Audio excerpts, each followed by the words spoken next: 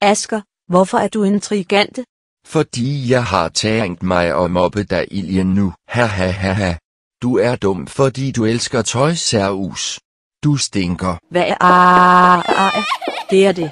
Jeg får tage alle duen lag i jer. Nej.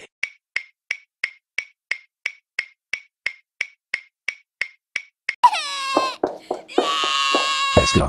Hvor du boet i Asien? Det er det. Skal til hovedkontor lige nu.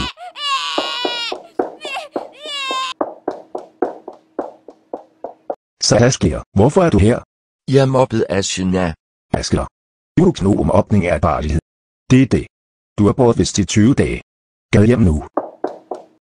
Min Gud. Asger. Hvorfor vil du mobbe en 6. klasses elev i mellemskolen? 10 kærlige legetøj er os. Det er det.